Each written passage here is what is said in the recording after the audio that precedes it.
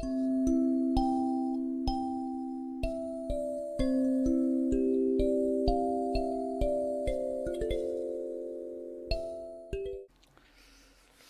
안녕하십니까.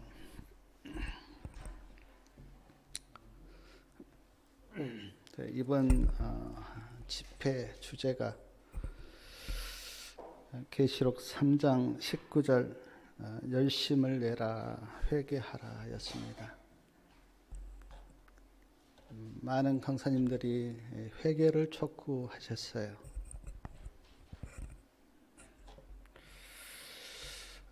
회개는 죄를 사함받는 것인데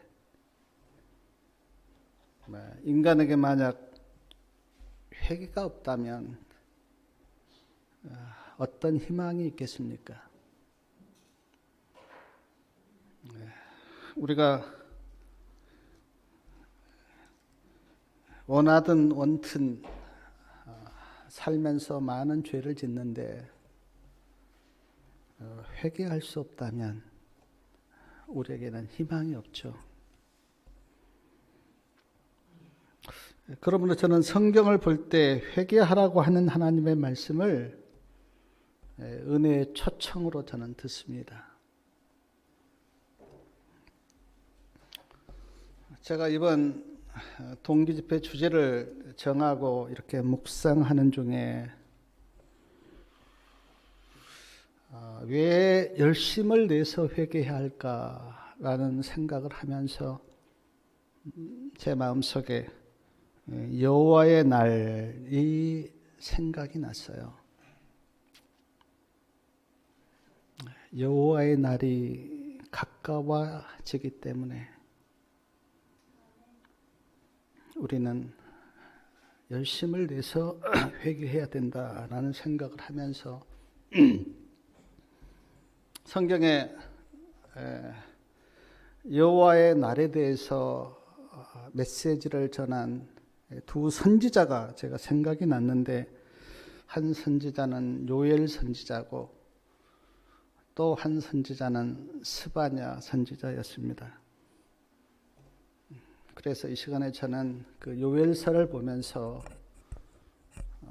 여호와의 날이 가까워졌기 때문에 우리가 열심을 내서 회개하라고 하는 그 말씀을 이렇게 생각하면서 은혜를 나누고자 합니다. 요엘 선지자는 BC 750년부터 725년 사이에 남방 유다에서 활동한 선지자였습니다. 요엘의 뜻은 여호와는 하나님이시다라는 뜻이에요. 요엘서의 주제는 제가 말씀드린 것처럼 여호와의 날인데, 요엘서에 여호와의 날이 그 4번이나 나오는데, 요엘서 1장 15절 오라 그날이여 여호와의 날이 가까웠으니 곧 멸망같이 전능자에게서 이르리로다. 요엘 2장 1절 시온에서 나팔 불며 나의 성산에서 호각을 불어 이 땅 거민으로 다 떨게 할지니 이는 여호와의 날이 이르게 됨이니라. 이제 임박하였으니. 요엘 2장 31절에 여호와의 크고 두려운 날이 이르기 전에 해가 어두워지고 달이 핏빛같이 변하려니와. 요엘 3장 14절 사람이 많으며 판결 골짜기에 사람이 많음이며 판결 골짜기에 여호와의 날이 가까움이로다. 4번이나 여호와의 날, 여호와 날에 대해서 말씀하고 있습니다. 여호와의 날은 우리가 쉽게 말씀드리면 예수님이 다시 오시는 날입니다. 그래서 여호와의 날이 가깝다, 이르렀다, 그렇게 말씀하고 있어요.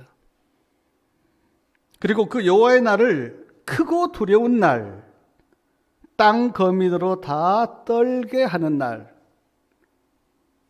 판결 골짜기라고 말씀하신 것은 그 여호와의 날이 어떤 사람에게는 구원의 날이지만 어떤 사람에게는 심판의 날이기 때문에 이렇게 말씀하고 있습니다.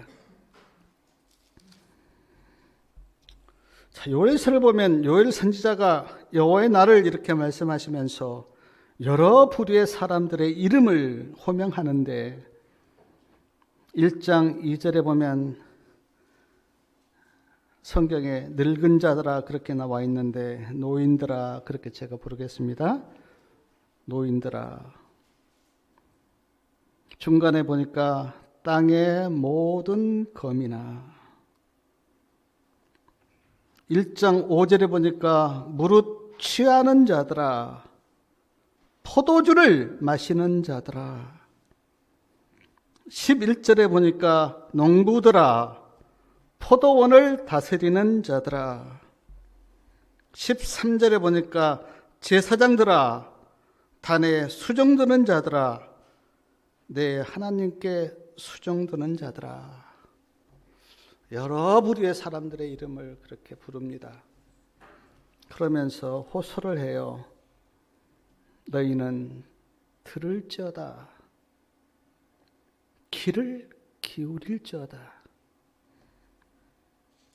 깨어서 울지어다. 포도주를 마시는 자들아 너희는 곡할지어다.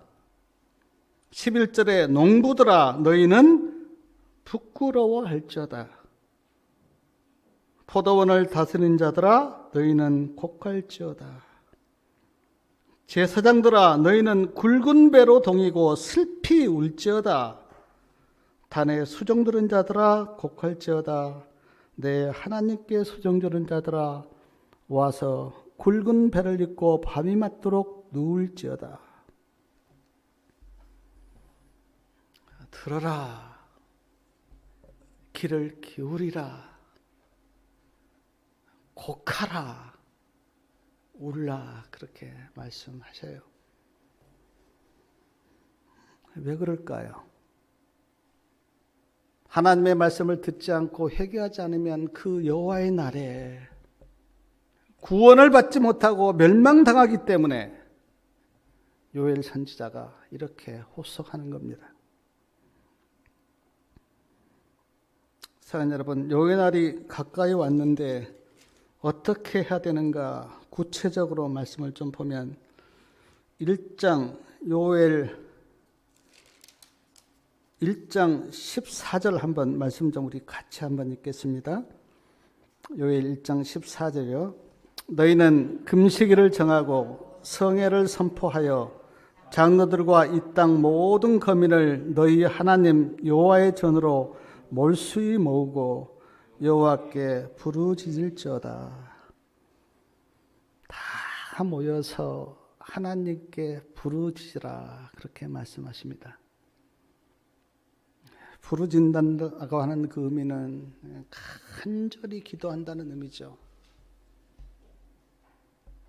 사람들이 편안할 때는 부르짖지를 않습니다. 그런데 어떤 일이 닥치면 그때 부르짖는데 그냥 기도하라 그렇게 말씀하지 않고 여호와께 부르짖을지어다.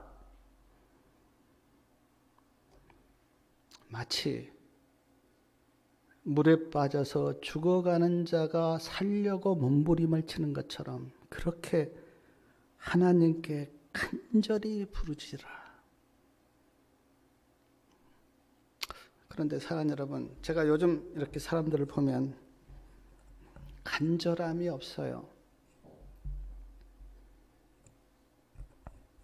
재림을 선포해도 간절함이 없어요. 심판을 이야기해도 간절함이 없어요. 구원을 이야기해도 간절함이 없어요. 옛날 1960년도, 70년도 저희가 어렸을 때는 굉장히 간절함이 있어서 말씀을 듣고 싶고 여호와를 만나고 싶고 은혜를 받고 싶은 간절함이 그때는 있었는데 지금은 없어요. 사람들에게. 그래서 부르짖지를 않아요.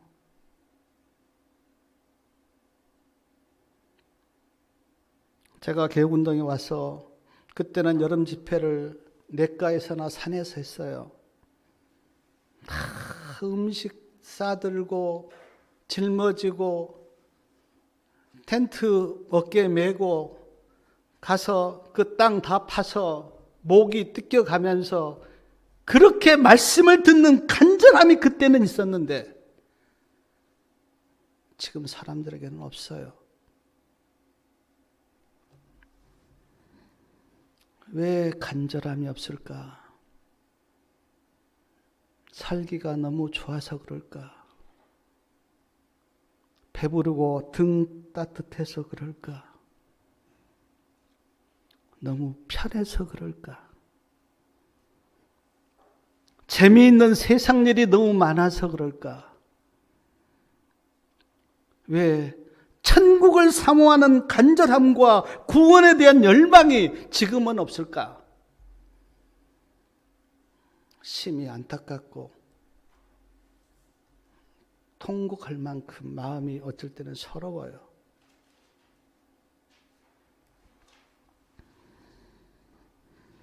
예수님께서 심령이 가난한 자는 복이 있다 그렇게 말씀하셨는데 심령이 가난하지를 않아요. 세상 것으로 마음에 꽉 차 있기 때문에 의에 줄이고 목마른 그런 마음이 지금은 없어요. 그래서 좀 말씀을 좀 듣게 오시라고 해도 관심이 없어요. 같이 하늘에 가자 그렇게 이야기해도 관심이 없어요.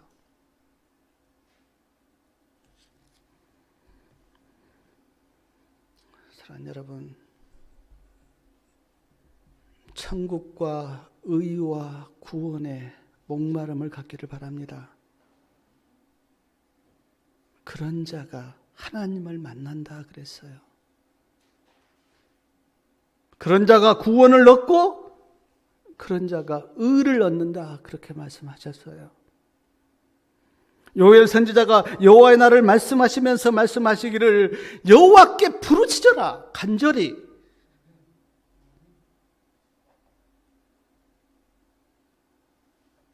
제가 이런 생각해 봅니다. 만약에 하나님의 말씀이 한 권의 책밖에 없다면 우리는 그 책을 읽고 또 읽을 거예요. 김정신 목사님께서 저에게 책 한 권을 주시면서 어떤 사람이 그 책을 100번 읽었다 그렇게 말씀하셨는데 우리는 만약에 한 권의 책밖에 없다면 그 책을 보고 또 볼 거예요.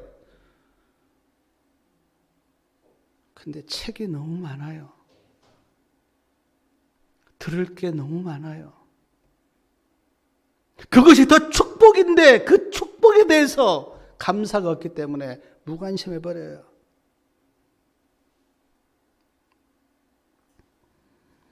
우리 성도님들은 얼마나 간절함을 갖고 하나님을 믿습니까? 세상 사람들이 천국과 구원에 대해서 무관심한 것처럼 우리도 점점 갈수록 더 마음이 무뎌지지는 않는가? 제 자신도요. 그게 두려워요. 처음에 말씀을 들었을 때는 너무 감격이 되고 기쁘고 좋았는데 듣고 또 듣고 그렇게 하다 보니까 마음이 무뎌져서 이제는 들어도 전혀 감각이 없는 영적 마비 상태. 두렵잖아요.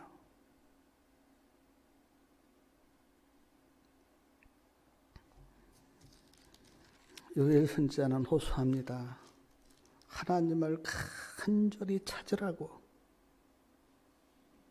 백성들을 다 모아서 하나님께 기도하고 부르짖으라고. 그러고 싶지만요. 간절함이 없으니까 그게 잘 안 돼요.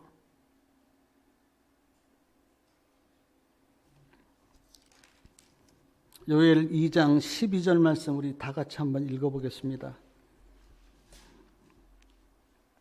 12절이요.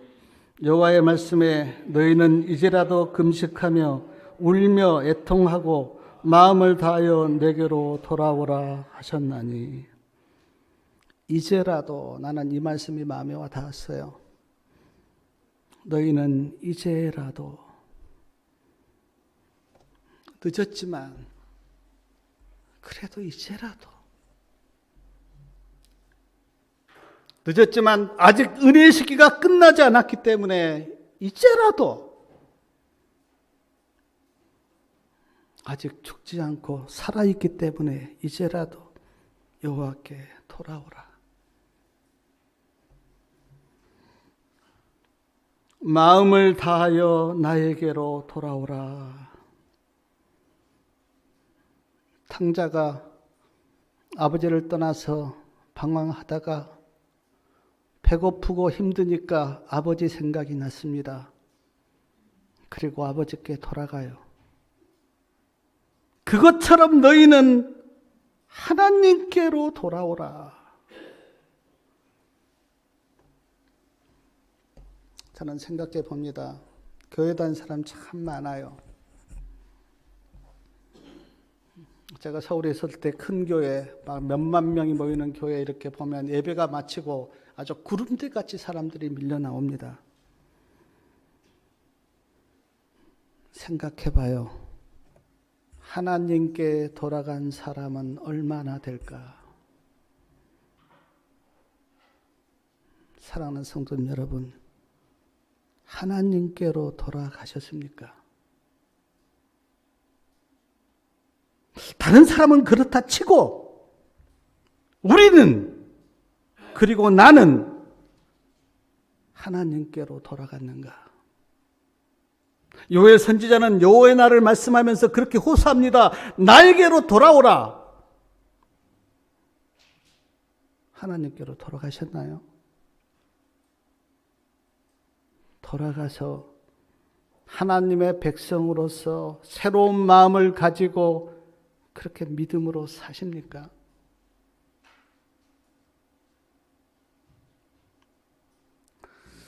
제가 교인들이 여러 번 이야기하는 게, 아이고, 이렇게 살지 말아야지. 기도하면서마다 그렇게 기도해요. 하나님, 내가 이렇게 살았는데 잘못했습니다. 앞으로는 이렇게 살지 않겠습니다. 이렇게 살면 안 되지라고 기도해요. 그리고 그렇게 이야기해요. 알아요. 근데 돌아가지는 않아요. 자기 자신을 보면서 내가 이렇게 살면 안 되지, 이렇게 살지 말아야지라고 그렇게 기도하고 말은 하는데 그 자리에 그대로 있어요. 하나님께 돌아가지는 않아요.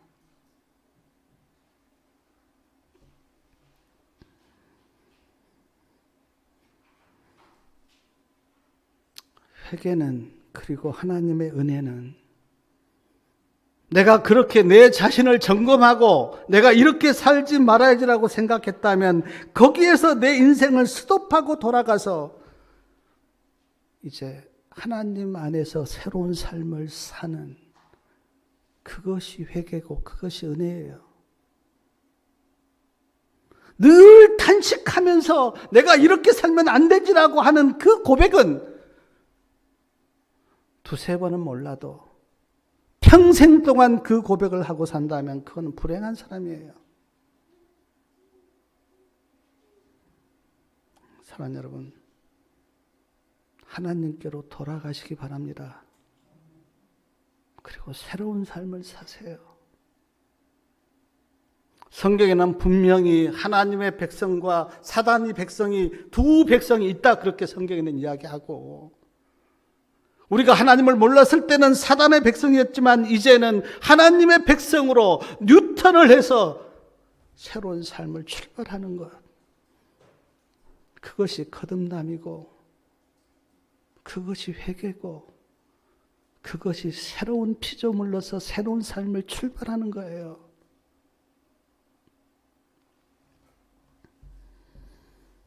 자비로운 주 하나님을 작사한 존 뉴턴에 대해서 우리 성도님들 아실 거예요.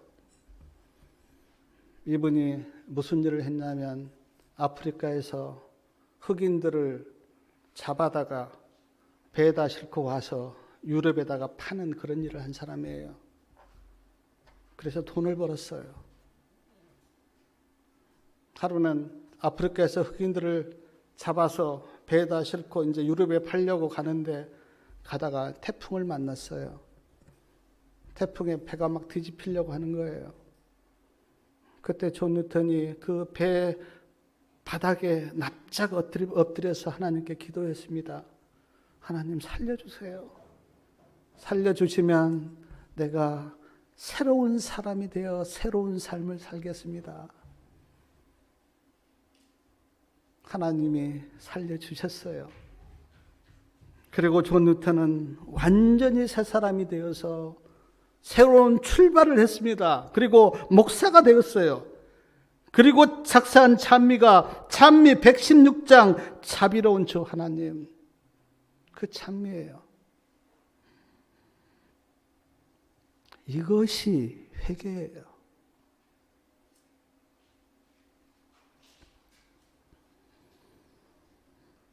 요엘 선지자는 이야기합니다. 마음을 다하여 하나님께로 돌아오라. 구약에 보면 수많은 선지자가 그렇게 외쳤습니다. 하나님께 돌아오라고, 하나님께 돌아오라고. 이스라엘 백성들은 목이 곧아서요, 하나님께 돌아가지 않았어요. 자기 간기를 계속한 거죠. 그래서 강팍한 백성이라고 성경에는 이야기하면서 그것이 얼마나 불행한 일입니까? 이제 우리의 입술에서 이렇게 살면 안 되지라는 그런 말보다는 하나님께 돌아가는 은혜가 있기를 바랍니다. 또 하나 요엘 2장 13절 말씀 우리 좀 같이 읽겠습니다. 13절이요. 너희는 옷을 찢지 말고 마음을 찢고 너희 하나님 여호와께로 돌아올지어다. 그는 은혜로우시며 자비로우시며 노하기를 더디하시며 인애가 크시사 뜻을 돌이켜 재앙을 내리지 아니하시나니. 자, 너희는 옷을 찢지 말고 마음을 찢고 그랬습니다. 옷을 찢지 말라, 마음을 찢으라 그랬어요. 성경에 보면요, 슬픈 일을 당하거나 갑자기 기가 막힌 일을 당하면 옷을 찢는 그런 일이 많았습니다. 민수기 14장 6절에 보면 이스라엘 백성들이 가데스에서 애굽으로 돌아가자 그렇게 이야기했을 때 갈렙과 여호수아가 기가 막혀서 옷을 찢었어요. 그때 에스더 4장 1절에 보면 이스라엘 백성들을 죽이려고 하는 그 하만의 음모를 알고 모르드게가 옷을 찢었어요. 열왕기하 6장 30절에 보면 아람왕이 쳐들어와서 사마리아 성을 에워쌌다고 하는 소식을 여호람 왕이 듣고 옷을 찢었어요. 열왕기하 22장 11절에는 요시야 왕이 회개하면서 옷을 찢었습니다. 근데 요엘 선지자는 옷을 찢지 말라, 마음을 찢어라. 옷을 100번 찢으면 뭐합니까? 마음을 안 찢으면 그게 무슨 의미가 있어요? 마음을 찢어야죠. 마음을. 침례도 그래요. 물에 100번 들어갔다 나오면 뭐합니까? 안 죽는데. 성질이 안 죽고 옛 습관이 안 죽는데.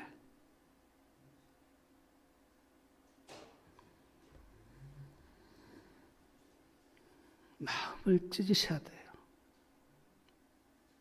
마음을 찢어야 돼요.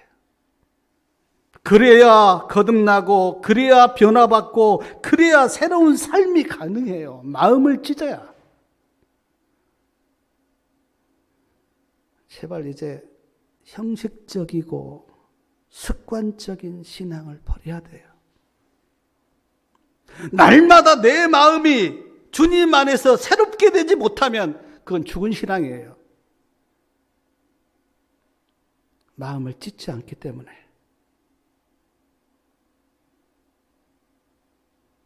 날마다 내 마음을 찢고 새롭게 출발하는 그것만이 살아있는 신앙이에요.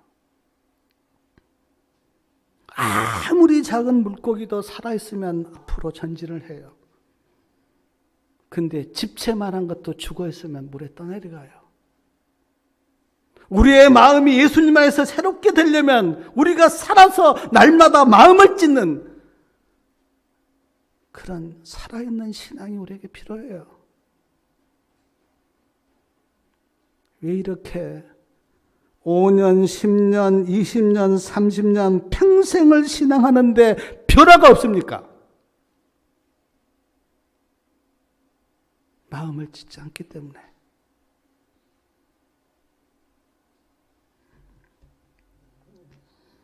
그래서 요엘 선지자가 이스라엘 백성들에게 이렇게 이야기합니다. 아주 구체적으로 요엘 2장 16절 보면 백성을 다 모아라.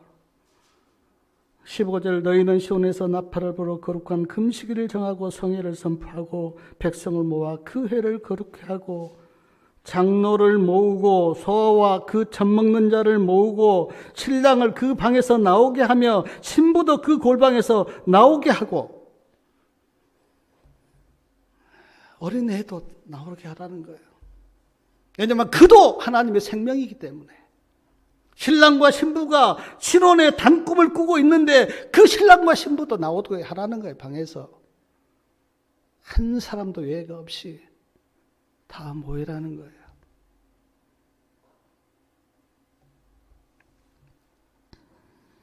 모여서 우리 17절 말씀 같이 한번 읽겠습니다. 17절이요. 여호와께 수종들은 제사장은 낭실과 단사에서 울며 이르기를 여호와여 주의 백성을 궁휼히 여기소서 주의 기보로 욕되게 하여 열국들로 그들을 관할하지 못하게 하옵소서 어찌하여 이방인으로 그들의 하나님이 어디 있느냐 말하게 하겠나이까. 다 모여 있어요. 어린 애도 모이고 신랑과 신부도 모이고 다 모여 있는데 제사장이 낭실과 단, 낭실은 현관 입구를 이야기하고 단은 번제단을 이야기해요. 현관 입구와 번제단 사이에서 제사장이 울면서 부르짖습니다. 여호와여 주의 백성을 긍휼히 여겨 주십시오. 이방인들이 조롱합니다. 하나님이 어디 있느냐? 그거 못하게 하십시오.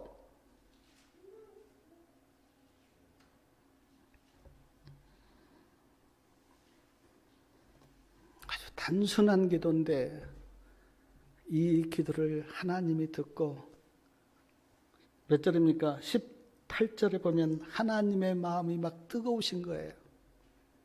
18절 우리 좀 같이 읽어볼까요? 그때 여호와께서 자기 땅을 위하여 중심이 뜨거우시며 그 백성을 긍휼히 여기실 것이라.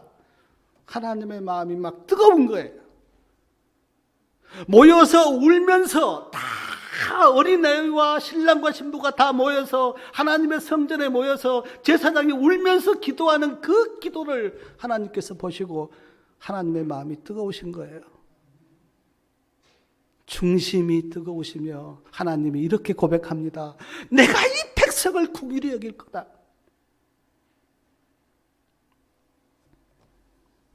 제가 자식 키워봐서 알아요.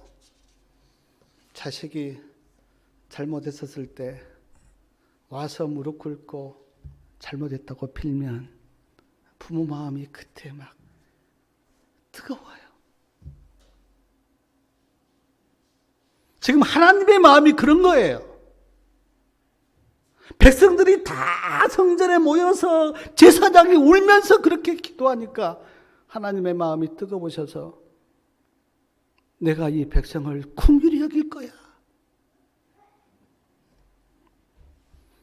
근데 거기서 끝나지 않고 하나님께서 놀라운 축복을 하시는데요.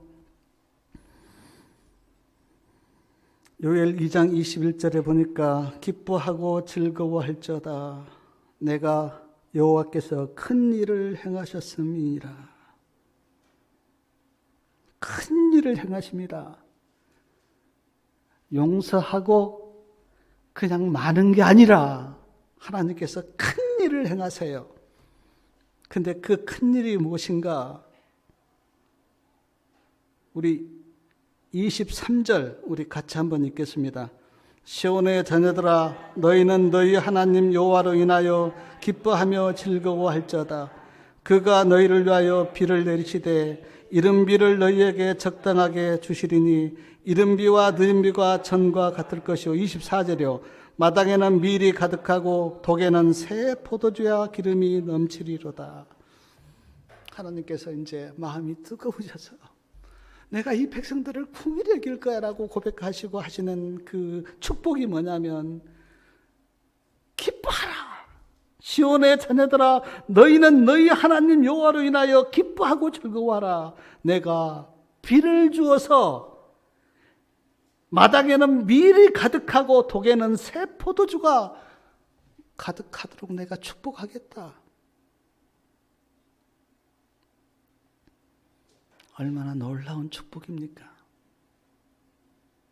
용서로서 그치는 게 아니라 내가 적당하게 이른 비를 주시고 늦은 비를 주어서 농사가 잘 풍성하게 잘 되고, 그래서 막 밀이 가득하고 새 포도주와 기름이 넘치도록 내가 그렇게 축복해 주겠다.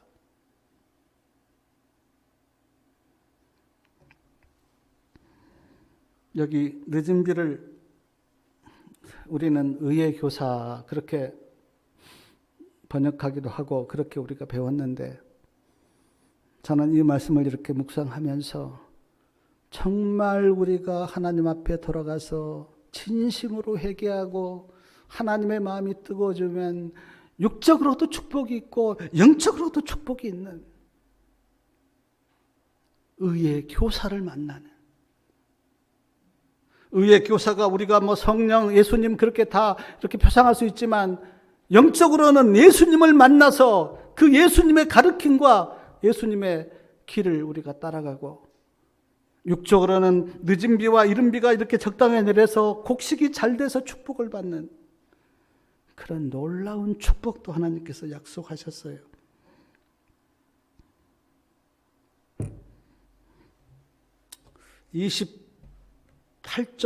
요엘서 2장 28절하고 29절 우리 말씀 좀 같이 읽겠습니다.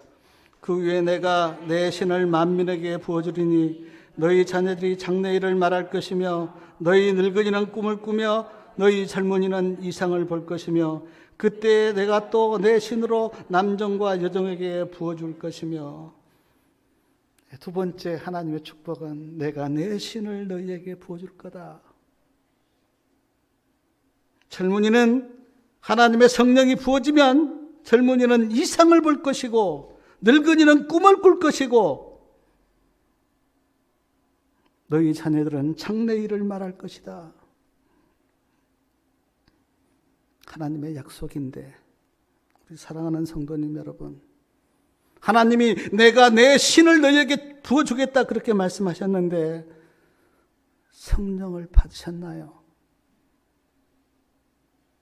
성령을 받으면 장래일을 말하고 꿈을 꾸고 이상을 보는 새로운 출발이 가능한데, 우리 성도님들은 성령을 받았습니까?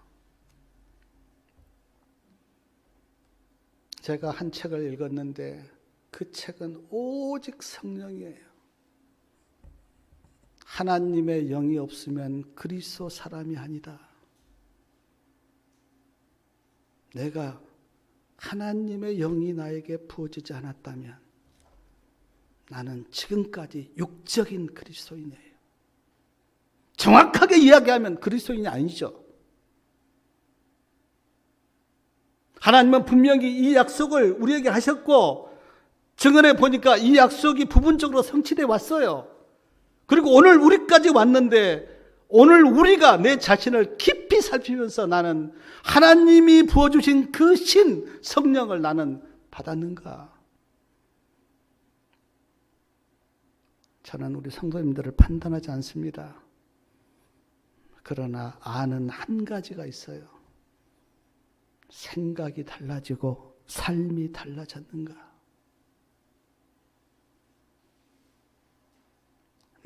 매일 아침마다 성령을 부어달라고 기도하시기 바랍니다.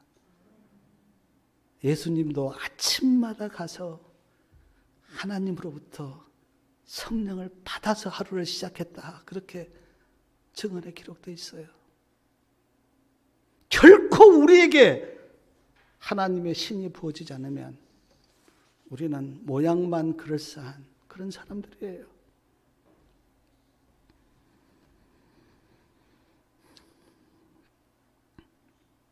요엘 2장 27절에는 또 이런 말씀이 있습니다. 그런즉 내가 이스라엘 가운데 있어 너희 하나님 여호와가 되고 다른 이가 없는 줄 너희가 알리라. 내 백성이 영영이 수치를 당치 아니하려다.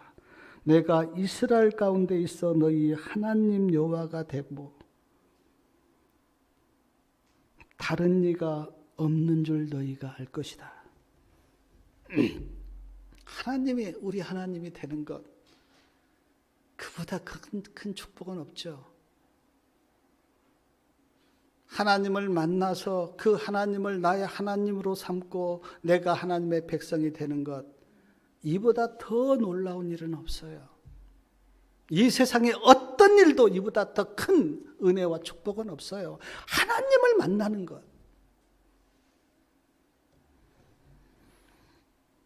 요엘 2장 32절에 보니까 누구든지 여호와의 이름을 부르는 자는 구원을 얻으리니 그랬습니다. 근데 이 요엘 선지자가 한 이 말씀을 사도행전 2장 21절에 보면 베드로가 이스라엘 백성들에게 그렇게 그대로 전했어요. 누구든지 주의 이름을 부르는 자는 구원을 얻으리라. 저는 이 말씀을 깊이 생각해 봤는데요. 지금 우리는 막 교회만 나오면 주여 주여 막 그렇게 부르죠. 근데요, 베드로가 사도행전에서 이 설교를 했던 그때는요, 주의 이름을 부르는 것이 쉬운 일이 아니었어요. 주의 이름을 부르면 목숨 내놓고 불렀어요. 목숨 내놓고. 마치 지금 북한이나 어떤 이슬람 국가에서 주의 이름을 불러보세요. 어떻습니까? 핍박이 심하고 죽을 수도 있어요. 베드로가 사도행전 2장에서 설교할 이때는 절대로 함부로 주의 이름을 못 불렀습니다. 내 목숨 딱 내놓고 나는 주의 이름 부르다가 죽든지 어떤 감옥에 가든지 그래도 좋습니다라는 그런 마음으로 예수님의 이름을 불렀다고요. 지금처럼 막 그 마음에도 없고 형식적으로 그렇게 부르지 않고 내 생명 걸어놓고. 저는 중국에 가면 북한에서 신앙 때문에 중국으로 오신 분들이 많아요. 그런 사람 이야기 들어보면 지금 북한에서는 주의 이름을 부르면 즉시 감옥에 갑니다. 가족도 못 믿어서 자기 자녀를 못 믿으니까 새벽에 그 이불 속에서 캄캄한 이불 속에서 기도하고 예배드리고 로마서 10장 10절에 마음으로 믿어 의에 이르고 입으로 신하여 구원에 이른다고 하는 이 말씀도 사도 바울이 로마 교회에게 이 편지를 쓸 때는 입으로 예수님을 시인하면요 죽었어요. 지금하고 달라요. 저는 기독교 역사를 제가 자세히는 모르지만 1세기, 2세기, 3세기 로마가 기독교를 받아들이기 전까지 그리스도인들을 얼마나 핍박했습니까? 수많은 사람들이 입으로 예수님을 시인하고 죽어갔다고요. 제가 얼마 전에 그 동영상을 하나 받았는데 그 동영상이 아주 끔찍해요. 아프리카 어느 어떤 부족인데 그 예수님을 입으로 시인한 거예요. 그 부족이 믿는 신이 있잖아요, 신이. 근데 그 신을 거부하고 이제 예수님을 믿은 거예요. 한 3명인가. 그때 그 부족에 있는 사람들이 그 사람을 다 끄지고 이렇게 잡아 붙들고 와서요. 쫙 이렇게 둘러서서 거기에서 이제 불로 태우는 거예요, 그 사람들을. 막 처음에는 이제 몸부림을 치니까 막 막대기로 때려서 이제 막 실신을 거의 시켰는 다음에 이제 불을 대는데 불을 대면 또 뜨거우니까 막 다 나오잖아요. 근데 불 속으로 계속 집어넣은 거예요. 끔찍한 동영상을 보면서 하나님, 그렇게 기도한 적이 있는데 우리가 지금 입으로 예수님을 주로 시인하는 거, 그거 엄청난 일이에요. 함부로 예수님 부르는 거, 그거 망령되이 일컫지 말라 그렇게 말씀하셨잖아요. 여호와 이름을.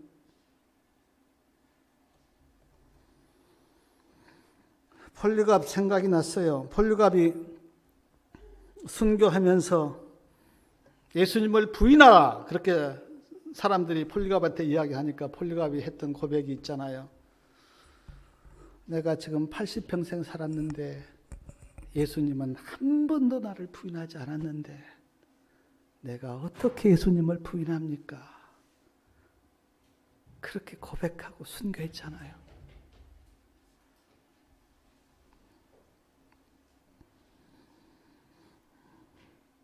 요엘 3장 16절 말씀 우리 한번 같이 읽겠습니다. 3장 16절에요. 나 여호와가 시온에서 부르짖고 예루살렘에서 목소리를 발하리니 하늘과 땅이 진동하리로다. 그러나 나 여호와는 내 백성의 피난처 이스라엘 자손의 산성이 되리로다. 하늘과 땅이 진동한대요. 언제 진동합니까? 여호와가 임하는 날. 하늘도 진동하고 땅도 진동해요. 종이 축같이 말린다. 그런 말씀이 있어요. 근데 하늘도 진동하고 땅도 진동하는데 나 여호와는 내 백성의 피난처가 되겠다. 이스라엘 자손의 산성이 될 거다. 얼마나 큰 위로와 축복의 말씀입니까? 저는 마지막 환란을 우리가 다 계시록 7재앙이나 그때 7대접 그렇게 보면은 환란이 있잖아요. 근데 하나님이 약속하셨어요. 내 백성은 내가 보호할 거다. 두려워하지 마십시오. 오늘 또 하늘도 진동하고 땅도 진동하지만 나 여호와는 내 백성의 피난처가 되고 산성이 될 거다. 그렇게 우리에게 약속하셨어요. 사랑하는 여러분, 여호와의 날이 가까이 왔습니다. 요즘 징조들을 한번 보십시오. 세상이 어떻게 돌아가는가. 코로나19의 온 온역이 세상에 만연해서 많은 전문가들이 그렇게 이야기하더라고요.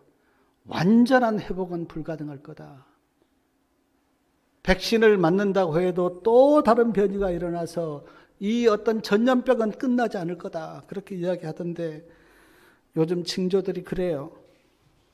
또 쾌락주의, 불법이 성하고 사랑이 식은 것, 나만 생각하는 개인주의, 물질이 최고인 그런 돈의 유력. 마태복음 24장 32절과 33절에 보면 예수님께서 무화과나무가 잎사귀를 내면 내 여름이 가까운 줄 아는 것 같이 이런 징조들을 보면 인자가 가까이 이른 줄 알리라 그렇게 말씀하셨는데 이런 징조들을 보면서 예수님의 재림이 가까이 와 있다라고 그렇게 진실로 믿으시기를 바랍니다. 예수님이 이 땅을 떠나시면서 계시록 22장에 보면 그 사도 요한에게 계시를 주면서 3번이나 내가 속히 오겠다, 내가 속히 오겠다 그렇게 말씀하셨어요. 사도 요한이 이렇게 대답했지요. 아멘. 주 예수여 오시옵소서. 징조가 그렇게 보여주고 있어요. 말씀을 마치면서 제가 성도님께 2가지를 호소하고 싶어요. 하나는 회개하십시오. 회개하고 새로운 출발을 하십시오. 또 하나는 그리스도의 의로 옷 입으십시오. 의로 옷 입혀지지 않으면 구원받지 못합니다. 회개하고 예수님의 의의 옷을 입으십시오. 그러면 여호와의 그날이 이사야 25장 9절에 있는 것처럼 기뻐하고 즐거워하면서 우리가 주님을 기다렸습니다. 주님 만나서 기쁩니다. 그런 기쁨의 날이 될 것이고, 회개하지 않고 여호와의 의를 옷 입지 못하면 그날은 엄청난 두려움과 멸망의 날이 될 거예요. 사랑하는 성도님 여러분, 요엘서가 우리에게 전한 이 말씀을 마음 깊이 새기시고 여호와께 마음을 찢고 돌아가서 회개하고 예수님의 의의 옷을 입고 여호와를 기쁨 중에 맞이하는 그런 은혜가 있기를 바라면서 말씀을 마치겠습니다. 하늘에 계신 아버지, 우리를 불쌍히 여기셔서 예수님을 이 땅에 보내주시고 우리 죄값 때문에 십자가에서 죽으시고 우리를 구원하신 하나님의 사랑과 은혜의 주님 감사합니다. 우리가 정말 그 복음을 가슴으로 받고 마음이 뜨거워지게 도와주시고 우리의 생애가 이제는 이전의 삶에서 돌이켜서 새로운 주의 백성으로 출발할 수 있도록 주님 도와주시옵소서.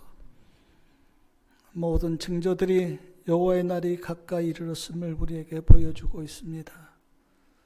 그냥 무심코 세상 사람들처럼 똑같이 살 것이 아니라 요엘 선지자가 여호와의 날이 가까이 이르렀으니 하나님께 돌아오라고, 마음을 찢고 돌아오라고, 성전에 모여서 울면서 하나님께 부르짖으라고 하는 이 말씀을 마음에 깊이 새기고 우리도 그렇게 하도록 주님 축복하여 주시옵소서.